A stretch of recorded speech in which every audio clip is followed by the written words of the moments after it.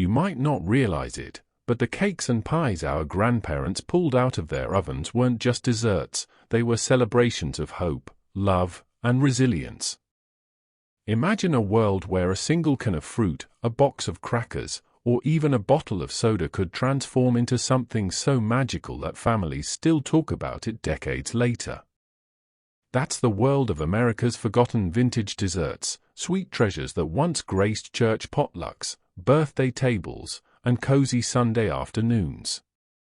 Today, we're going to step back into the kitchens of the 1930s through the 1970s, when creativity was as important as sugar, and when every recipe had a story stitched into it.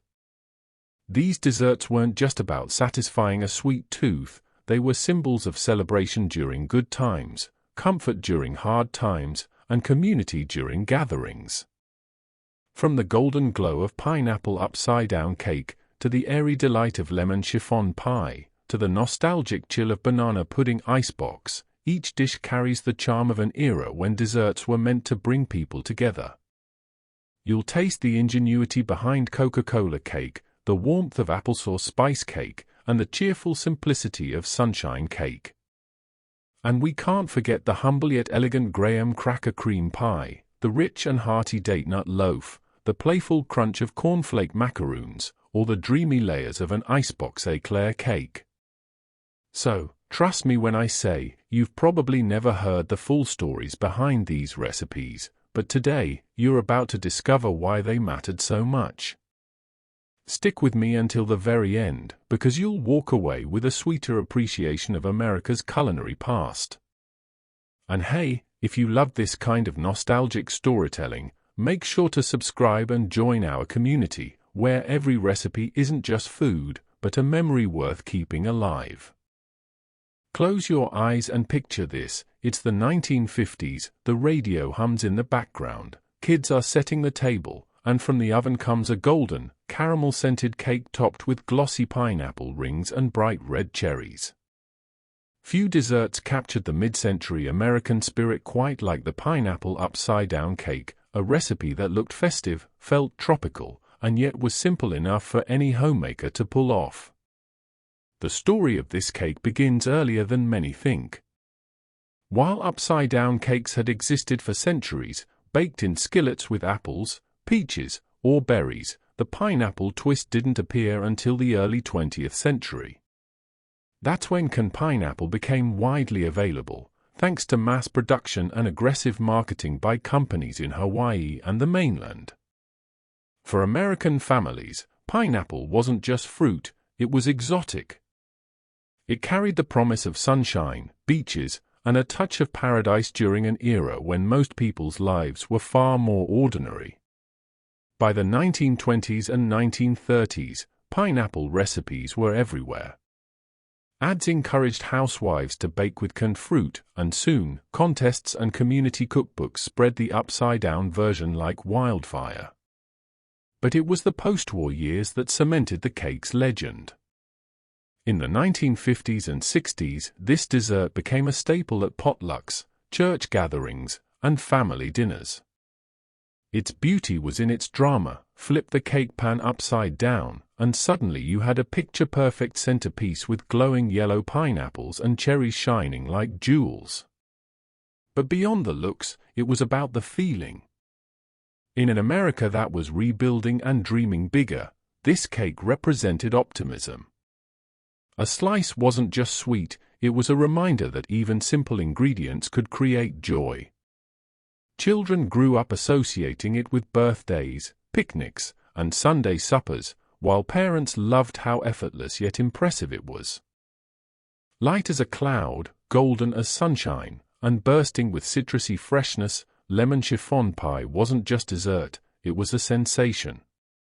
Born in the late 1920s, chiffon was unlike anything Americans had tasted before. For generations, pies had been rich, heavy, and filling. But chiffon was different, airy, silky, and almost floating on the plate.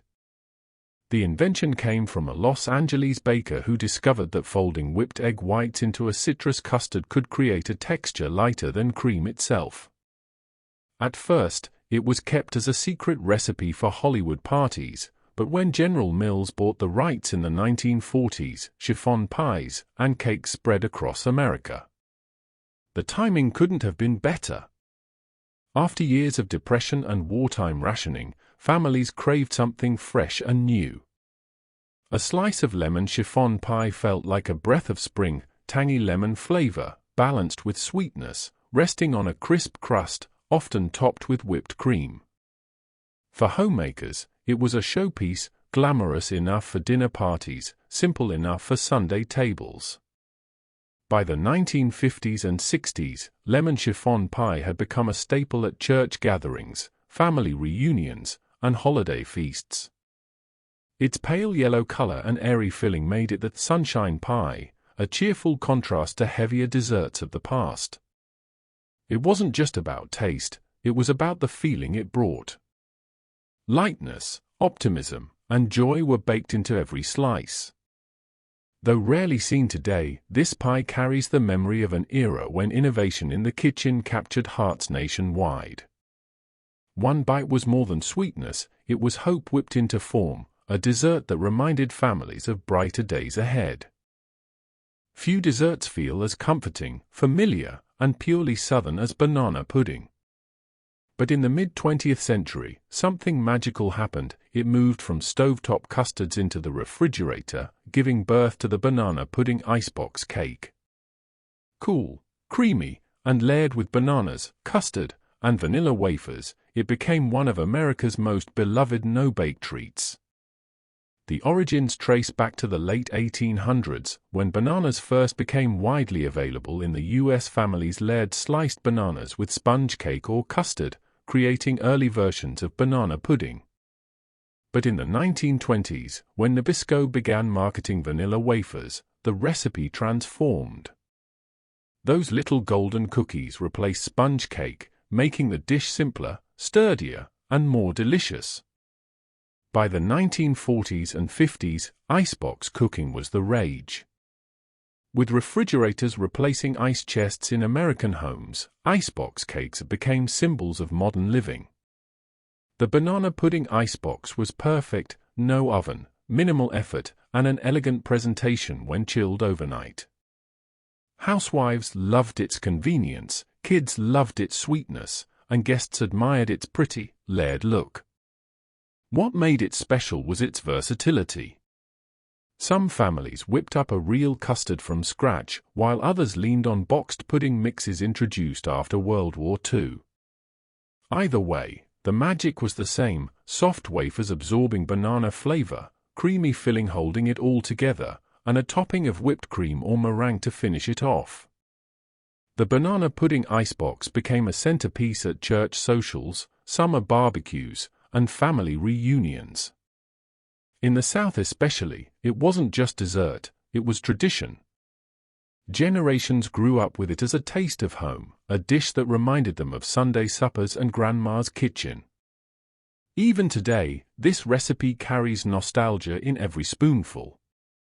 It may not be as trendy as modern desserts, but it remains timeless, an edible memory of when the simplest ingredients, chilled overnight, could bring a family together. Few desserts scream Southern tradition quite like Coca-Cola cake, a rich, chocolatey treat that captured the sweetness of an entire era. Imagine the fizz of America's favorite soft drink baked right into a moist cake, topped with a glossy cocoa frosting poured on while still warm. It wasn't just dessert, it was pure nostalgia on a plate. The story begins in the South during the 1950s and 60s, when Coca-Cola wasn't just a drink, it was a cultural symbol. Homemakers were experimenting with boxed mixes, canned goods, and convenience foods. The idea of baking with soda may sound unusual today, but back then it was part of a bigger trend, using everyday pantry items in creative ways. The carbonation made the cake light, while the sugar added sweetness and depth, giving bakers something entirely new. Coca-Cola cake quickly became a hit at church potlucks, family gatherings, and community suppers. Southern cookbooks began publishing versions of the recipe, and soon it was as much a part of the region's identity as fried chicken or cornbread. For families, it was fun, affordable, and impressive, a dessert that felt both homemade and modern. What made it unforgettable was its taste and texture. Unlike dry, crumbly cakes, Coca-Cola cake stayed moist for days. Paired with its rich chocolate icing, often studded with pecans, it was the kind of dessert that disappeared slice by slice before the evening was over. For kids, it felt exciting, like their favorite soda had magically turned into cake. For adults, it was comfort food, familiar, warm, and deeply Southern. Though Coca-Cola cake doesn't appear on as many tables today, its legacy remains. Many still remember it as the church cake, the one that showed up at every potluck, picnic, or holiday spread. It wasn't just about flavor, it was about community, creativity, and the simple joy of turning an everyday drink into something extraordinary. Warm, fragrant, and deeply comforting, applesauce spice cake was the kind of dessert that turned ordinary evenings into something special. With its soft crumb, gentle sweetness, and rich blend of cinnamon, nutmeg, and cloves, it wasn't just cake, it was the aroma of home. This recipe has its roots in frugality. During the Great Depression and later in wartime rationing, sugar, butter, and eggs were scarce. Applesauce became a clever substitute, adding moisture and sweetness while stretching limited ingredients. For families struggling to make do, this cake was proof that even hard times could taste like comfort. But it wasn't only about thrift. Apples were plentiful in America, and turning them into sauce was a way to preserve autumn's bounty through the colder months. Adding spices transformed simple pantry staples into something festive and heartwarming. A slice of applesauce spice cake carried both economy and elegance. It was easy to make, but rich with flavor. By the 1940s and 50s, this cake had earned a permanent place in church cookbooks and family recipe boxes. Sometimes it was frosted with cream cheese, sometimes sprinkled with powdered sugar, but more often than not, it was served plain, because its flavor was strong enough to stand on its own. It appeared at potlucks, holiday dinners, and school bake sales, where its cozy spiced aroma drew people in before they even tasted it. What made it truly special was its emotional connection. For children, it meant warmth on chilly nights. For parents, it was a reminder that even when ingredients were scarce, love and creativity could fill the table. And for grandparents, it became a memory worth passing down, a dessert that carried resilience and resourcefulness in every bite. Today, applesauce spice cake may not be as common as it once was, but when it appears, it instantly brings nostalgia. One forkful transports you back to a kitchen where the air smelled of cinnamon and life felt a little slower, sweeter. Light, golden, and cheerful, sunshine cake was more than just dessert. It was a slice of optimism served on the American table. With its airy texture and citrusy brightness, this cake captured the spirit of an era when families longed for hope and joy, even in difficult times. The recipe first became popular in the early 20th century, when bakers were experimenting with lighter cakes made from whipped egg whites. Unlike dense pound cakes, sunshine cake was delicate, almost like an angel food cake, but with egg yolks added for richness and a hint of citrus for flavor. The result was a golden yellow sponge that looked and tasted like its name, sunshine on a plate. Its popularity grew during the 1930s and 40s, especially when the Great Depression and wartime rationing forced families to be creative. Sunshine cake required no heavy frosting and could be made with modest ingredients, yet it still felt festive. For homemakers, it was a perfect company cake, something elegant enough for guests but simple enough to whip up on a weekday. What truly made it stand out was its symbolism. In an era of uncertainty, the bright, golden color and airy bite offered comfort. A slice of sunshine cake meant brighter days ahead, a reminder that sweetness could still be found even in lean times. Families often served it at birthdays, church gatherings, and Sunday dinners, where its lightness made it the star of the table. By the 1950s, it became a favorite in community cookbooks and family recipe boxes. Sometimes it was topped with a dusting of powdered sugar, other times with a light glaze, but rarely anything heavy. Its simplicity was part of its charm. Though it has faded from modern dessert menus, Sunshine Cake still carries nostalgia for those who remember it. Each bite tells the story of resilience, creativity, and the warmth of sharing something beautiful in the hardest of times. Sometimes the simplest desserts leave the biggest mark. Graham cracker cream pie was exactly that, a humble recipe that turned pantry staples into something elegant and comforting. With its crumbly graham cracker crust and silky cream filling, it became a household favorite from the 1930s through the 1950s. The story begins with the graham cracker itself, invented in the 19th century as part of a health movement. By the early 20th century, packaged graham crackers were in nearly every American pantry. Homemakers quickly discovered that crushed crackers mixed with butter and sugar created a quick, sturdy crust, perfect for pies. This innovation gave rise to countless recipes, but none captured hearts quite like the cream-filled version. During the Depression and wartime years, families relied on desserts that stretched ingredients. Graham cracker cream pie required no fancy equipment, just crackers, milk, sugar, and a few eggs. The filling, light, custard-like, and often flavored with vanilla, was poured into the crust and chilled until firm. Some topped it with whipped cream, others with meringue, but the result was always the same, a pie that felt both homemade and special. By the 1940s and 50s, this pie was a staple at potlucks, church suppers, and holiday gatherings.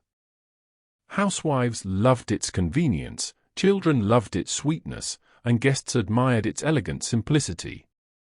Unlike heavy fruit or nut pies, Graham cracker cream pie was light, cool, and refreshing, ideal for warm weather or after hearty meals. What made it truly nostalgic was the feeling it brought. For many, it was the taste of Sunday dinners, picnics, and family celebrations. Each slice carried the memory of simpler times, when creativity in the kitchen could turn the most ordinary items into something unforgettable. Though it has slipped from the spotlight in modern baking, Graham cracker cream pie remains a symbol of resourcefulness and warmth. Dense, sweet, and nutty, date nut loaf was once a fixture on American tables, especially from the 1920s through the 1950s. More than just a quick bread, it carried with it the charm of holiday gatherings, afternoon teas, and family traditions passed down through generations.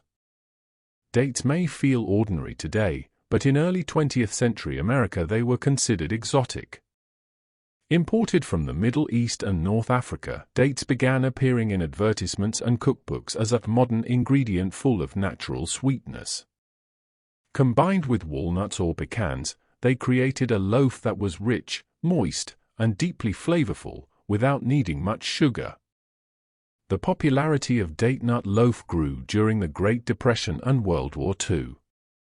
With rationing in place, homemakers leaned on recipes that stretched ingredients. Dates acted as a natural sweetener, while nuts added protein and heartiness.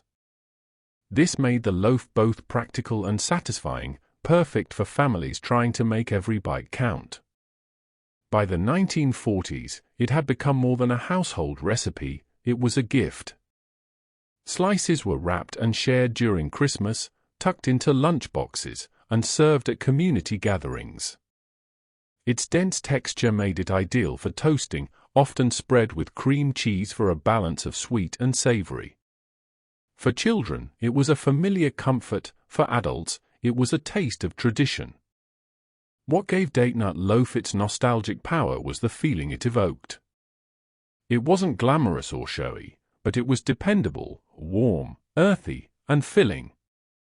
It represented the thrift and resourcefulness of a generation that knew how to turn simple ingredients into something memorable.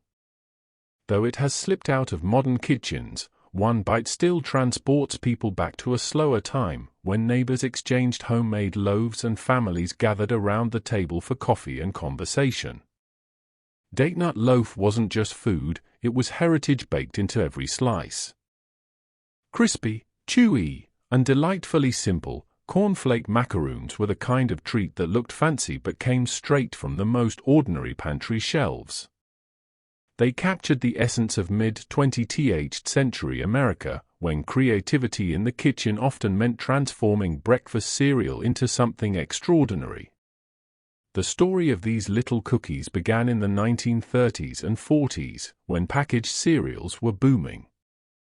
Cornflakes, first marketed as a health food, had by then become a household staple.